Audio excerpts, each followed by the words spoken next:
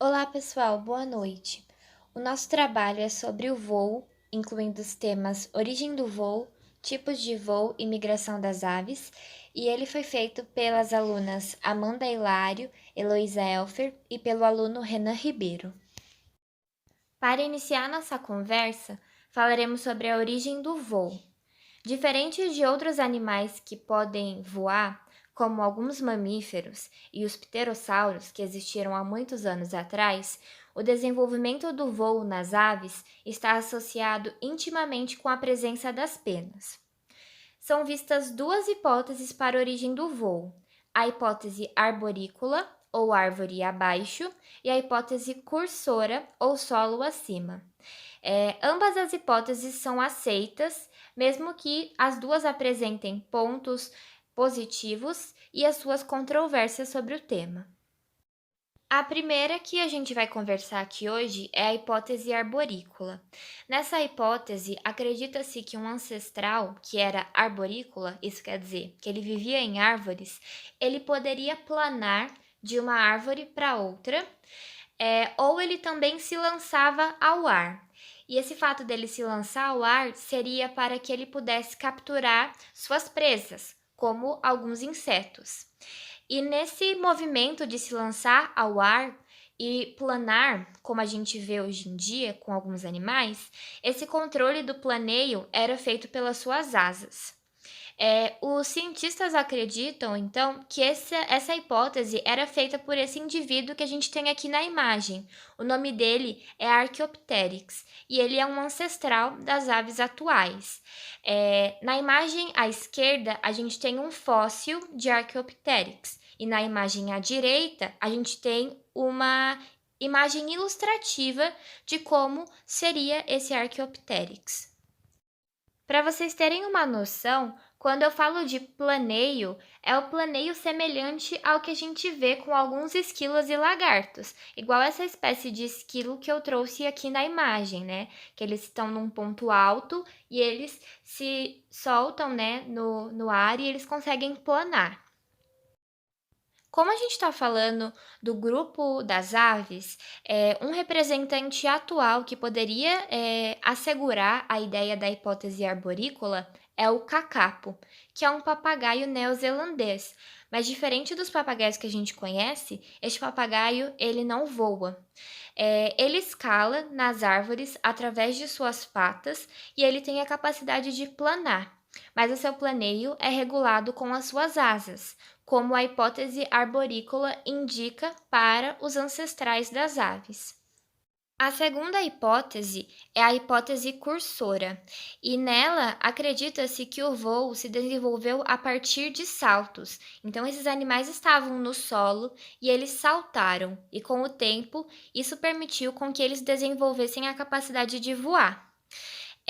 As asas inicialmente serviam como armadilhas para os insetos, e depois, com seu desenvolvimento, elas passaram a proporcionar o voo batido, que o Renan vai conversar com vocês mais tarde. No entanto, como qualquer hipótese, existem algumas controvérsias. Pelo fato de nenhum planador que a gente conhece atualmente partir do chão. Para planar, os animais sempre estão em pontos altos, além do voo ser uma atividade contra a gravidade. Então, fica um pouquinho difícil da gente compreender como, a partir do animal saltar do chão, seria desenvolvido o voo. Ao mesmo tempo que essa hipótese ela é assegurada quando a gente observa alguns animais, alguns filhotes de perdizes que existem na Ásia. Esses animais, eles utilizam das asas para a corrida em locais que têm declives, ou seja, em descidas. Então, isso faz com que a gente imagine, né, que a longo prazo, depois de muitos anos de evolução, a partir desses movimentos poderia ser desenvolvido o voo de fato. Agora a gente vai falar um pouquinho sobre os tipos de voo que existem. O bater das asas em si, como depende muito da musculatura peitoral, gera um gasto energético muito acentuado para as aves. Por isso, as aves desenvolveram características de voo bem distintas entre os grupos, dependendo de seus hábitos e com variação na morfologia das asas e das penas para que facilitem esse voo e gaste o mínimo de energia possível. E existem dois tipos de voo, o voo batido e o voo planado.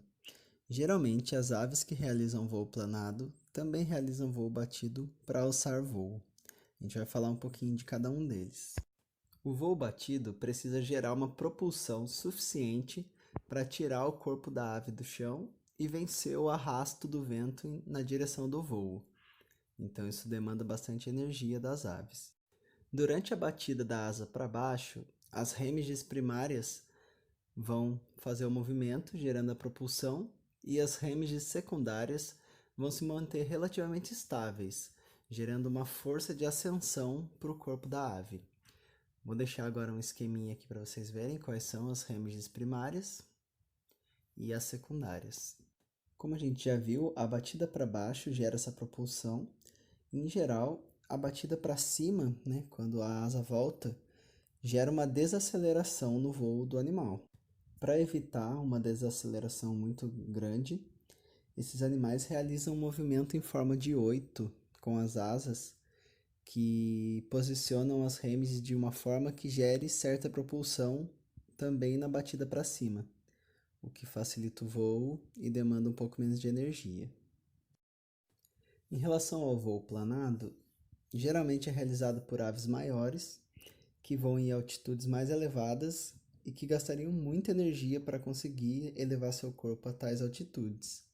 Um exemplo é o urubu e o abutre, que são animais bem grandes que a gente costuma ver planando, com as asas abertas. E existem dois tipos de voo planado, o voo planado térmico e o voo planado dinâmico. O voo planado térmico é realizado por aves continentais, como por exemplo o urubu que eu falei anteriormente. Esses animais eles ganham altitude de voo aproveitando de correntes térmicas ascendentes. Então eles vão fazendo movimentos circulares para nunca sair daquela bolha de corrente térmica e junto com isso eles vão subindo junto com essa corrente térmica. Em geral, os animais que realizam esse tipo de voo possuem asas largas e longas. Aí aqui a gente tem um esqueminha, o amarelo representa a corrente térmica, e a gente pode ver que a ave vai planando em círculos seguindo a direção dessa corrente. Já o voo planado dinâmico é realizado por aves marinhas, e elas realizam o voo aproveitando as correntes de ar vindas do oceano, que vão sendo desviadas pelas ondas. Então elas pegam essas correntes, ganham altitude, depois retornam para altitudes mais baixas e vão acompanhando essas correntes de ar. Geralmente as asas desse tipo de ave são estreitas e longas, como por exemplo a asa das gaivotas. Aí no esqueminha a gente pode ver, o animal aproveita da velocidade do vento, ganha altitude e logo depois perde altitude de novo e fica seguindo esse ciclo. Oi, eu sou a Amanda Yasmin e eu vou falar sobre a migração das aves. A migração, ela é o deslocamento sazonal ou periódico entre dois territórios. E esse deslocamento, ele é uma parte integrante do ciclo de vida de mais da metade das quase 10 mil espécies de aves que a gente conhece. Esses animais, eles sabem o momento de migrar porque existem estimuladores, como as mudanças nas condições ambientais, como a duração do dia, e isso desencadeia alterações hormonais. Essas alterações hormonais, elas fazem com que essas aves preparem para a hora de voar. Além disso, elas detectam também a mudança das estações, usando umas pistas como a mudança na luminosidade e possivelmente na temperatura do ar.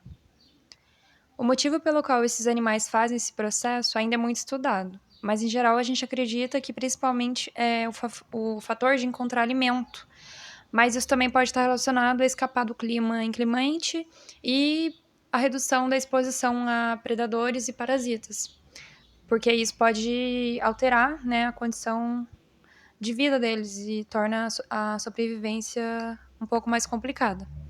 Então elas voam em busca de um local que tenha o clima adequado e rico em alimento durante uma breve estadia. Cada ave migratória tem a sua rota de viagem e um destino final. E o trajeto ele varia de espécie para espécie e ele também está diretamente relacionado aos hábitos alimentares das aves. Nas grandes migrações, as aves elas precisam pousar em áreas favoráveis para adquirir a reserva necessária e continuar o longo trajeto delas. Então, a migração ela precisa gerar um ganho muito alto para a ave, porque é um fenômeno que que tem um custeio energético muito grande. A migração ela tem as suas vantagens, né? Para algumas espécies de aves, por exemplo, a fonte de alimento ela não está disponível durante o inverno e os benefícios da migração ali elas são muito claras. Já para outras, o retorno energético consiste na economia que elas gastariam para manter seu metabolismo no estresse térmico que elas estavam. Já para outras também, a principal vantagem da migração é a reprodução durante o verão, quando os recursos ali no ambiente onde elas vão é muito abundante. E apesar dessas vantagens, um dos principais riscos da migração é a presença de predadores. Como vão muitos animais para um local em um certo período de tempo, também existe uma predação muito grande naquele local. E esses predadores eles se alimentam desses animais que chegam exaustos, porque eles percorreram uma longa distância, né? Então, por isso é comum que os migrantes viajem em grupos para ter menos risco de captura. As aves utilizam vários tipos de bússolas para se orientar em suas rotas, né, durante os deslocamentos migratórios. Dentre essas bússolas, o Sol, as estrelas, o relevo, o instinto e o campo magnético da Terra.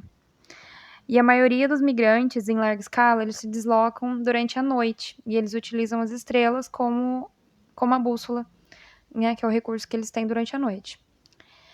E os migrantes da ordem Passeriformes se deslocam dentre as vegetações, enquanto os demais fazem isso através das áreas abertas, como campos e oceanos.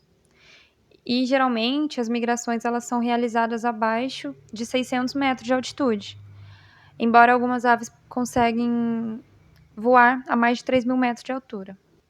Normalmente, as aves elas seguem uma rota estabelecida, e geralmente essa rota ela é no sentido norte-sul. Essa rota estabelecida, ela oferece as melhores oportunidades para descanso e reabastecimento durante a migração. E muitas espécies de aves compartilham as mesmas rotas de voo, enquanto naquela rota elas também enfrentam juntas climas adversos, desidratação, a fome e a ameaça de predadores. No Brasil, existem 5 das principais rotas que são utilizadas pelas aves, especialmente pelas aves migratórias neárticas, né, ou setentrionais. E a mesma espécie, ela pode utilizar mais de uma rota durante seu deslocamento, usando uma na chegada ao Brasil e outra na partida. Além disso, o número de pontos de parada ao longo da rota migratória pode variar entre os indivíduos da mesma espécie também, e mesmo anualmente para o mesmo indivíduo. E o que determina isso é a condição fisiológica alcançada para migrar durante o período anterior ao evento, né, que esse indivíduo alcançou. Bom, essas foram as referências utilizadas para a realização do trabalho, e é isso. Muito obrigada.